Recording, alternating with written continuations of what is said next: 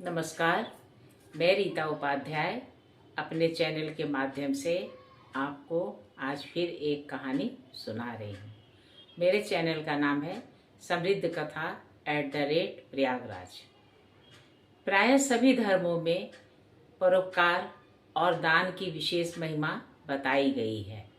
हमें दूसरों की सहायता करनी चाहिए। अपनी अर्जित संपत्ति से ही हमें दान करना चाहिए, तभी दान फलीभूत होता है। आइए इसी संदर्भ में मैं आपको एक कहानी सुना रही हूँ। कांचीपुरी में ब्रज नाम का एक चोर था। उस चोर का यह नाम विशेष सार्थक था। किसी की संपत्ति चुराने पर उसके स्वामी को जो कष्ट होता है, उसे सहृदय व्यक्ति ही आंक सकता है। चोर का हृदय वस्तुतः वज्र का बना होता है, इसलिए वह चोरी कर पाता है।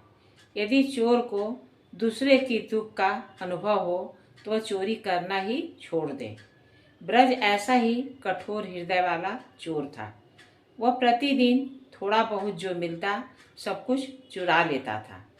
चुराए हुए धन को वह राज रक्षकों द्वारा पकड़े जाने के भय से आधी रात के समय जंगल में जाकर मिट्टी खोदकर गाड़ देता था। एक रात वीरदत्त नामक एक किरात लकड़हारे ने चोर की यह चेष्टा देख ली। चोर के चले जाने के बाद वह प्रतिदिन मिट्टी हटाकर संपत्ति में से 10वां हिस्सा निकाल लेता और गड्ढे को पहले की तरह पत्थर मिट्टी से ढक देता था। लकड़हारा चालाक चोर था। वह इस ढंग से चुराता था कि वज्र इसकी चोरी को भांप न सके। एक दिन लकड़हारा अपनी पत्नी को धन देता हुआ बोला, तुम प्रतिदिन धन की मांग करती थी, लो आज मुझे पर्याप्त धन प्राप्त हो गया है। पत्नी ने कहा, जो धन अपने परिश्रम से उपार्जित किया जाता है वही स्थायी होता है, दूसरा धन नष्ट हो जाता है। इसीलिए इस धन से जनता के भले के लिए बावली, कुआं आदि बनवाना चाहिए। उसके पति को भी यह बात जच गई। आसपास अच्छे अच्छे कुएं और तालाब थे, इसलिए उसने दूर देश में एक बहुत बड़ा तालाब खुदवाया। गर्मी में भी उसका जल नहीं सूखता था। तालाब में अभी सीढ़ियां लगनी थी और उसके सब पैसे समाप्त हो गए। वह छिपकर फिर ब्रज का अनुसरण करने लगा। देखा करता था कि वज्र कहाँ कहाँ धन गाड़ा करता है।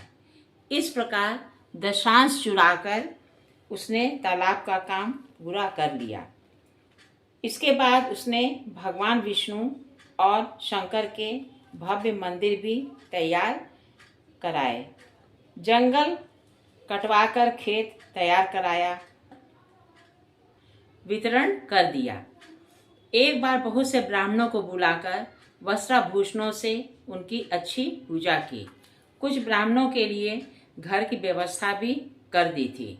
ब्राह्मणों ने प्रसन्न होकर उसका नाम द्विजवर्मा रख दिया था।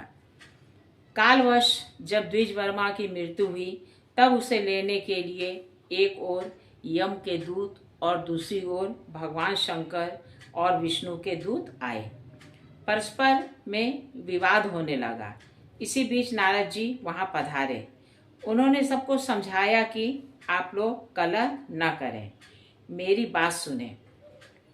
इस किरात ने चोरी के धन से मंदिर आदि तैयार किए हैं, अतः जब तक कुमार्ग से उपार्जित द्रव्य रूप पाप का प्रायश्चित नहीं हो जाता तब तक वह वायु के रूप में अंतरिक्ष में विचरण करता रहे।